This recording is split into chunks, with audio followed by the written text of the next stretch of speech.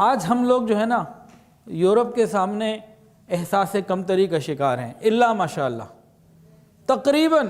ارے جو دیندار لوگ ہیں ان کے اندر بھی یہ احساس کمتری پائی جاتی ہے، میں غلط نہیں کہہ رہا ہوں، دیندار لوگوں میں بھی احساس کمتری پائی جاتی ہے۔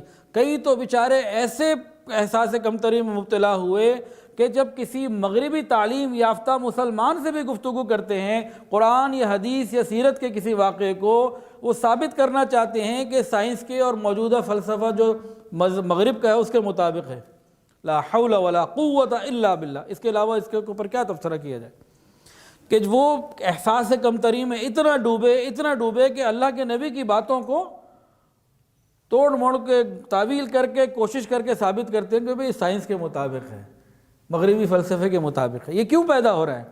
یہ احساس کمتری مغربی تعلیم کی وجہ سے آ گئی، اور ہمارے سامنے چونکہ نبی علیہ السلام کی سیرت نہیں ہے اس وجہ سے آ گئی، تو اس کو بھی ہمیں ٹھیک کرنا ہے۔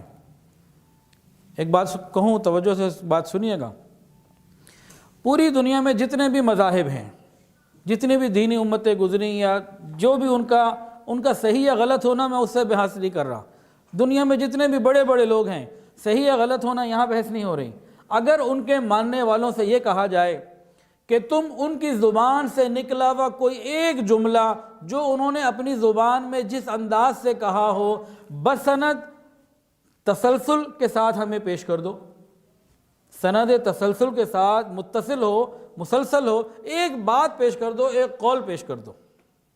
جتنے بھی دنیا میں مذاہب ہیں ان کا صحیح اور غلط یہاں بحث نہیں میں نے کی، کیا بات کی کہ وہ اپنے اس بانی کی جس کو وہ مقتدا مانتے ہیں، جو ان کا پیشوا ہے، جس کے لیے وہ زندگی گزار رہے ہیں، جس کے طریقے پر، ان سے کہا جائے اچھا بھائی وہ جو بھی مکرم ہیں آپ کے نزدیک، ان کی زندگی کی کوئی ایک بات جو ان کی زبان سے نکلی ہوئی ہو اور سند متصل اور مسلسل آج آپ کے پاس موجود ہو، وہ ایک قول پیش کر دو، تو کوئی بھی پوری دنیا میں پیش نہیں کر سکتا سوائے مسلمانوں کے۔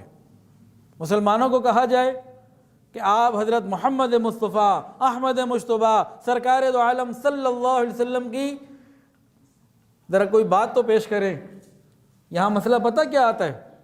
یہاں مسئلہ یہ آتا ہے کہ کون سی پیش کریں، کتنی پیش کریں، اس کے بعد بھی مسئلہ پورا نہیں ہوتا، نکلتے ہی چلے جاتا ہے، علوم کے سمندر ہیں۔ نبی علیہ السلام کا کردار، آپ کی گفتار، آپ کا اٹھنے کا طریقہ، بولنے کا طریقہ، سونے کا طریقہ، جاگنے کا طریقہ، چلنے کا طریقہ، لوگوں سے ملنے کا طریقہ، مسکراہٹ کا طریقہ، مسکرانے کا انداز، غم کا انداز، آپ کے سفر کے معاملات، آپ کی عبادت، آپ کی راتیں، ہر جگہ اتنی تفصیل ملتی ہے کہ دل کہتا ہے کہ واقعی اللہ رب العزت نے ایک ایک بات کو محفوظ کیا ہوا ہے۔ پوری دنیا میں کوئی ایسا مثال آپ کو اور نہیں مل سکتی سوائے نبی علیہ السلام میں۔ جب ہمارا سودا اتنا مضبوط ہے، ہم احساس کمتری میں کیوں جائیں؟ ہم کیوں جائیں احساس کمتری کے اندر؟ یہی سوال ایک اور انداز سے، سوال یہی ہے، باقی دنیا کے اندر اور بھی مذاہب ہیں، ہر آدمی کو اپنے مذہب سے محبت، اپنے بڑوں سے محبت، ہمیں بھی ہے، ان کو بھی ہوگی، ہے، ٹھیک ہے، کوئی انکار نہیں۔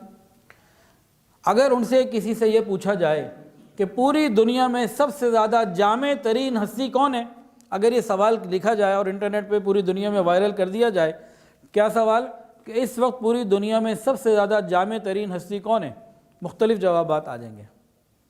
لیکن سوال کو یوں بدل دیا جائے کہ دنیا میں کون ایسا گزرا ہے کہ جس کی زندگی کی ہر بات مکمل اور محفوظ ہو، تو پھر وہی جواب کہ حضور پاک صلی اللہ علیہ وسلم کے علاوہ کوئی ہستی کائنات میں ایسی نہیں، انبیاء کرام میں بھی ایسی نہیں۔ دیکھیں ہر نبی کے اوپر ایمان لانا ہمارے ایمان کا حصہ ہے، ہر نبی واجب التعظیم ہے، اور کسی کی بھی جو ہے نا وہ یہاں پہ ہر نبی کے اوپر ایمان لانا اور سب کی عظمت ہمارے دلوں میں ہے۔ لیکن یہاں بتانے کا مقصد یہ ہے کہ نبی علیہ السلام کی ہر بات کو اللہ نے ایسا محفوظ کیا کہ آج کوئی اور یہ پیش کر ہی نہیں سکتا کہ آپ کی ایک ایک بات محفوظ ہے۔ 1400 سال میں ایک لمحہ بھی ایسا نہیں آیا کہ امت کا تعلق رسول اللہ صلی اللہ علیہ وسلم سے منقطع ہوا ہو، ایک لمحہ بھی ایسا نہیں آیا۔ ایسا عظیم اللہ رب العزت نے ہمیں نبی عطا فرمایا، اور ہمارا معاملہ کیا ہو گیا؟ ہم جناب یورپ کے جا کے مغرب کے ایک احساس کمتری میں شکار ہو گئے اور اب اپنے اصل کو چھوڑ بیٹھے۔ چند دن پہلے فیصل آباد سے خاتون کا مجھے واٹس ایپ آیا، کہنے لگیں کہ میری بچی پتہ نہیں 9th بولا یا کیا بولا اس میں پڑھ رہی ہے، تو شعیب ابی طالب کا ایک واقعہ ذکر کیا کہ حضرت مجھے بتائیں کہ میں نے صحیح پڑھا تھا یا بچی صحیح پڑھ کر آئی ہے؟ تو واقعہ انہوں نے ذکر کیا۔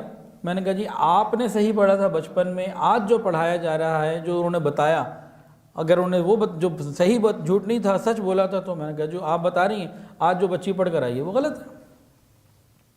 اب شعیب ابی طالب کا واقعہ تھا کیا، یہ تو سیرت کے اس میں تفصیلی آئے گا۔ اس میں یہ تھا کہ 3 سال کے لیے مشرکین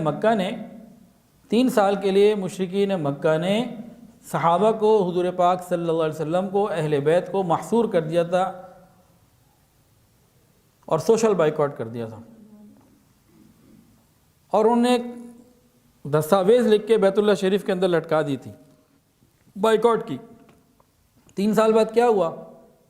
اللہ کے حکم سے کسی دیمک نے اس کو چاٹ دیا، صرف اللہ کا نام اس معاہدے میں باقی رہ گیا دستاویز میں، اور باقی سب ختم ہو گئے۔ اللہ نے اپنے محبوب کو وحی کے ذریعے اطلاع کی، نبی علیہ السلام نے کافروں کو بتانا کہ ہو ہی نہیں سکتا، کبھی دیکھ لو، دیکھا تو واقعی ایسا تھا، پھر بہرحال وہ ختم کر دیا گیا سلسلہ۔ تو یہ کچھ بات تھی، تفصیل آئے گی اس کی۔ آج جو کتاب میں پڑھایا جا رہا ہے وہ کیا کہ جی اس کو مشرکین مکہ نے مسلمانوں پر رحم کھا کر ختم کیا، وہی کا علم، نبی علیہ السلام کا معجزہ، اور وہ ساری باتیں پیچھے میں ہٹا کے بات ہی کہیں اور چلے گئی۔ اس قسم کے اتنے معاملات آ چکے ہیں معاشرے کے اندر، انبیاء کے، نبی علیہ السلام کے، صحابہ کے واقعات کے ساتھ، کہ صحیح بات کا پتہ کرنا مشکل ہو چکا۔ تو اس کی کوشش کی جائے گی کہ جو صحیح رخ ہے، صحیح بات ہے، اعتدال کے ساتھ اس کو سامنے رکھ دیا جائے۔ اب بتائیے کتنا اہم ہے یہ، اس نظر سے دیکھیں تو کتنی اہمیت ہے۔ اور 15-16 سال پہلے کا مجھے ایک واقعہ یاد آ رہا ہے، اب تو فتنے اور بڑھ رہے ہیں۔ مجھے یاد ہے کراچی میں ایک دفعہ احتجاج ہوا تھا، اس احتجاج کی وجہ کیا تھی کہ کسی اسکول والوں نے پڑھا دیا تھا ہجرت کے واقعے کو کہ نعوذ باللہ نعوذ باللہ نعوذ باللہ نعوذ باللہ، نقل کفر کفر نہ باشد، کہ محمد کا مکہ سے فرار۔ ہجرت کا واقعہ تو بہت عظیم قربانی ہے، ایک ٹرننگ پوائنٹ ہے، سنگ میل ہے، لیکن اس کا کیپشن بدل دیا، مسئلہ کچھ اور ہو گیا۔ اب وہ بچہ جو خدا نخواستہ یہ پڑھ کر آئے گا، اس کے اندر نبی علیہ السلام کی محبت تو نہیں پیدا ہوگی، مفرور کوئی اور چیز ہوتی ہے۔ اس قسم کے بہت سارے معاملات اس وقت معاشرے میں موجود۔ دین ابتدا میں اجنبی تھا، آج بھی اجنبی ہو چکا۔ اس کو اگر واپس ہم نے عزتوں پہ لے کے جانا ہے تو طریقہ سمجھ لیجئے، سب سے پہلے ہمیں چاہیے خالص مذہبی تعلیم۔ نمبر 1، سب سے پہلے کیا چاہیے؟ خالص دینی تعلیم۔ اس دینی تعلیم کے اثرات آئیں گے ہمارے اخلاق پر۔ جب ہمارے اخلاق اچھے ہوں گے اس سے معاشرہ اچھا ہو جائے گا، معاشرہ بنے گا۔ جب معاشرہ بن جائے گا تو تہذیب بن جائے گی، پھر تہذیب کی حفاظت اور تہذیب کے لیے پھر ریاست اور حکومت کے کام آئیں گے، کام پھر شروع ہوتے ہیں۔